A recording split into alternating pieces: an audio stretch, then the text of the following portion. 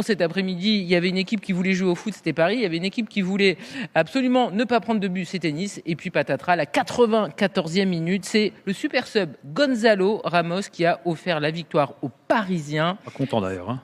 Comment ? Pas content Gonzalo Ramos après le match. Hein. Il a critiqué un peu la tactique de Nice. Ah oui, par rapport au fait que Nice était venu juste pour défendre et pas pour jouer. Donc le Portugais qui offre la victoire aux Parisiens. Bon, victoire largement méritée parce que Nice voulait juste quoi, le point du match nul. Oui, largement méritée parce que Nice n'est pas venu pour jouer au Parc des Princes. Après, ça, c'est à débattre ça, hein, contre le PSG, comment tu joues pour essayer d'aller garder un point. Moi, bien évidemment, que je suis de l'école joueuse, mais Francaise s'en est défendu et je pense qu'on va en parler à plusieurs reprises cette semaine. Mais pour revenir sur ce match-là, c'est vrai que Nice, on avait un Yehvan Diouf qui était dans la cuisine du Cardinal Porte Saint-Cloud, tellement ils étaient bas sur le terrain. Pour expliquer aux auditeurs d'RMC qui ne viennent pas de Paris, le Cardinal est un restaurant aux abords du Parc des Princes, où il y a d'ailleurs beaucoup de gens qui vont après les matchs. Donc voilà. Effectivement, c'est dire s'il était bas. Voilà, pour vous dire que c'était très très bas du côté de Nice, avec Joumaba, avec Opong, qui ont fait un gros match hein, dans leur surface de réparation. Ouais, ils ont été très très bons, ils ont colmaté, sauf qu'à un moment donné, sur la dernière situation, la dernière occasion, ils sont punis.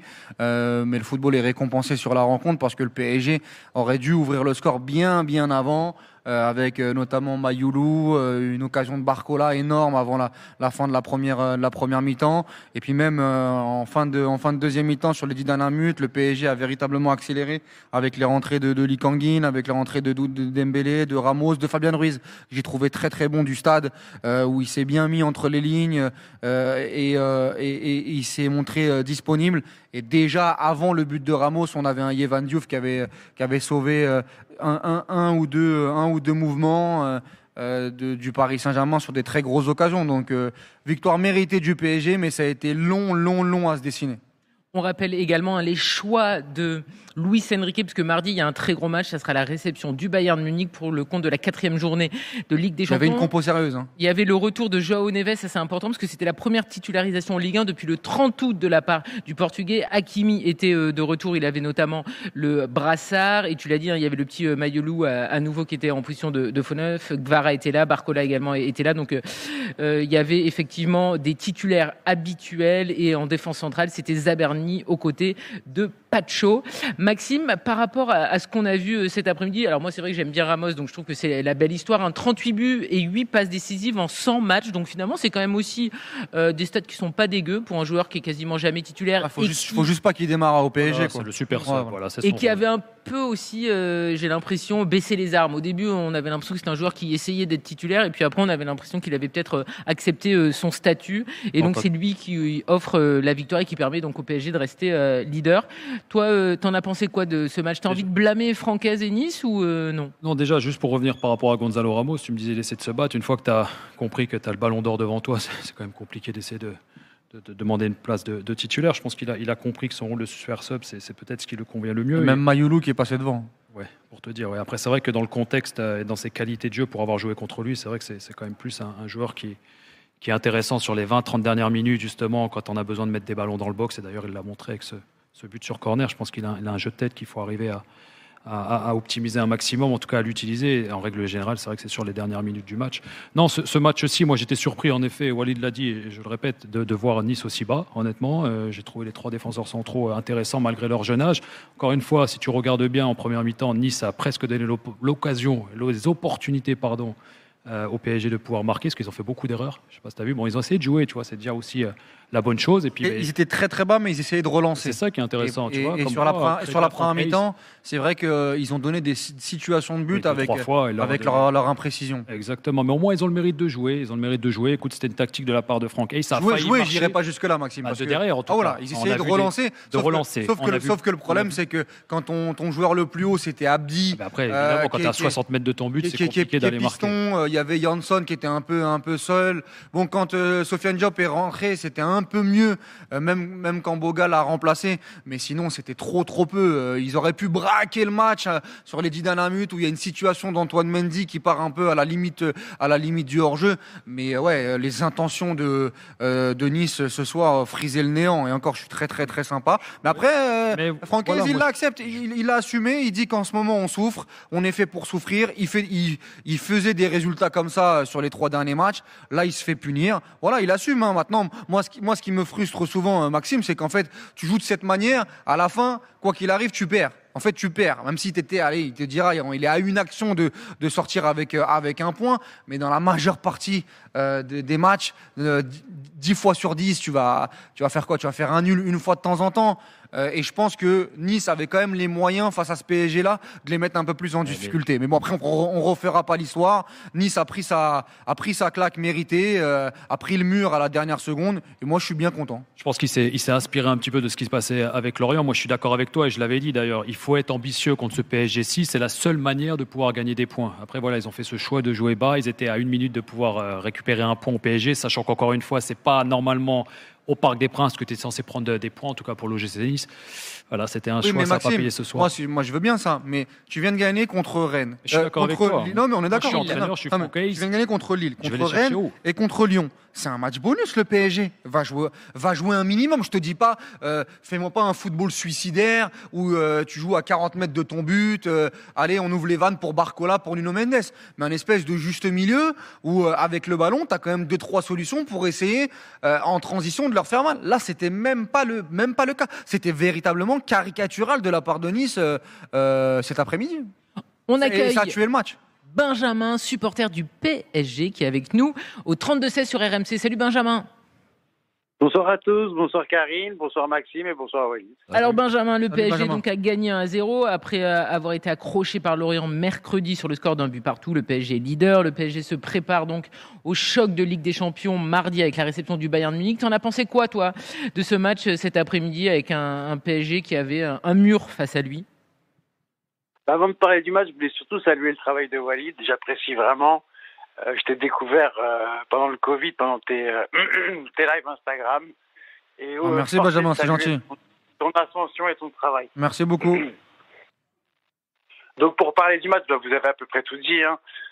Nice n'a pas fait le match. Ils ont mis le mur, plus que le quart, plus que le bus. Ils ont vraiment mis un mur. Muraille de Nice. J'étais déçu. Par exemple, je pense au match de Strasbourg récemment au Parc. Là, on avait un vrai match de foot. Je dis pas que Nice a le même effectif que Strasbourg, mais bon, quand même, comme vous l'avez dit, ils n'ont pas joué. Donc ça, j'étais un petit peu déçu. Donc on mérite vraiment notre victoire, effectivement. Vous avez aussi dit que vous avez souligné l'apport de Gonzalo Ramos en tant que joker.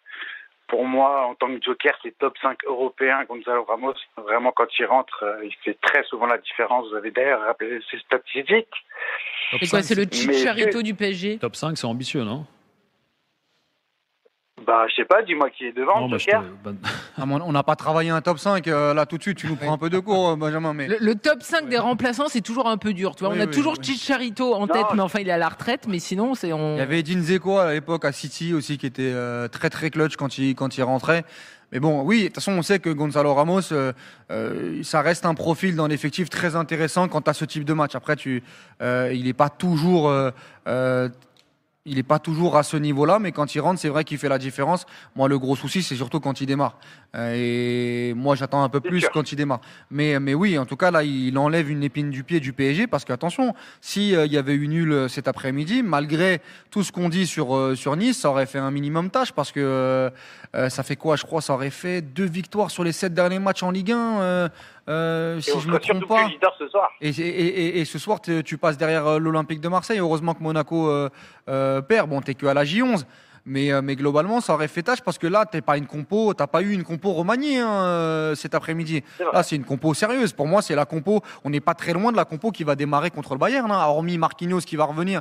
Est-ce que Dembélé, qui a fait une entrée, petite entrée de la part de Dembélé, est-ce qu'il va démarrer contre le Bayern?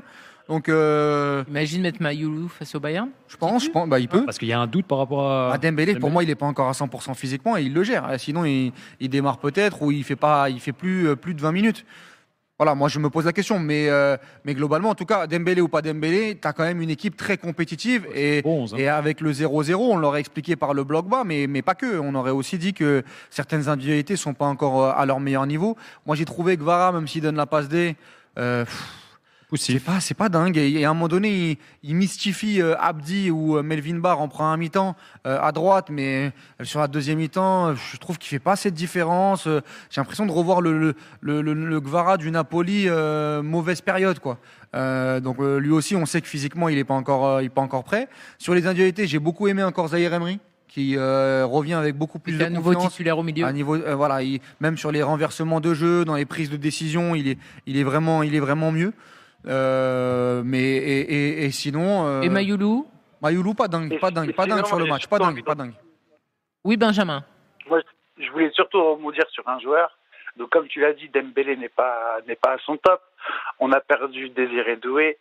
Donc, sur notre ligne d'attaque, mardi prochain, si je ne m'abuse, c'est mardi contre le Bayern. Oui, réception du Bayern mardi.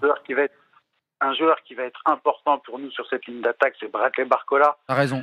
Je l'ai oublié. T'as rappelé son action où il aurait pu être décisif sur une frappe du pied gauche au point de pénalty. Certes, il n'avait pas d'élan. Certes, il était sur son pied gauche. Mais on lui demande d'améliorer sa précision à ce joueur. Ah, il doit finir mieux. Je rappelle que l'année dernière, c'était notre 12e homme. On avait notre 11 titulaire. En attaque, c'était Gvara, Doué, Dembélé.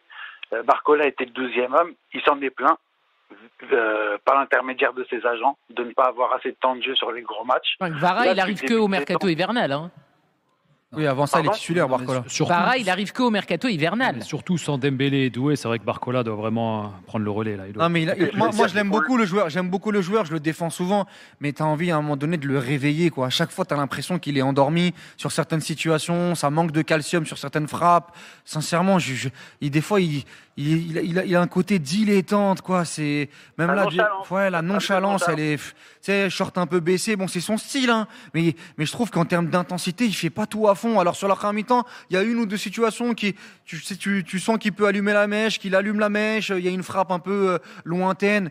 Mais Bradley, faut passer un cap, faut choquer, faut choquer les gens, Bradley. Et je trouve que, pour le coup, avec toute la sympathie et la bienveillance que je peux avoir, il y a pas mal de matchs où je ressors frustré, moi. Là, il a 2 mois avec la blessure de Désiré Doué pour te faire mentir et de montrer qu'il a sa place en tant que titulaire. En fait, j'ai l'impression qu'il peut pas être leader d'attaque. Il peut pas porter une attaque du PSG quand les mecs sont pas là. Il a besoin d'être accompagné. C'est un joueur d'équipe. C'est pas un joueur autosuffisant aujourd'hui. On l'a vu dans certaines compositions d'équipe, contre Lille où il avait fait sa conduite de balle, là où j'avais l'impression que le terrain de Pierre Mauroy, c'était un champ de ruines. Là. Il y avait eu 5 ou 6 rebonds, alors que j'avais l'impression que la pelouse était quand même plutôt normale. Voilà, Bradley Barcola, il doit se faire violence. Il doit faire beaucoup mieux. Et il va faire beaucoup mieux. Moi, je suis convaincu. Mais moi, j'ai envie de l'accompagner. Moi, j'ai dit en début de saison, c'est sa saison. Justement, il souffre il me trahit pour l'instant. Il souffre un peu pour moi de la comparaison avec les autres, avec Dembélé, avec Doué. Là, je pense que justement, le fait que Désiré soit blessé, ça va lui permettre de peut-être un peu se libérer. En tout cas, il a 2 mois jusqu'à la reprise, qu'on a parlé de 8 à 10 semaines pour Désiré Doué. Ouais. Donc là, ça va lui permettre de pouvoir enchaîner. Ça va lui permettre de pouvoir enchaîner, d'avoir des matchs, parce que c'est très important pour un joueur qui n'est pas forcément titulaire indiscutable, qui rentre et qui sort de l'équipe, de pouvoir enchaîner des matchs en tant que titulaire.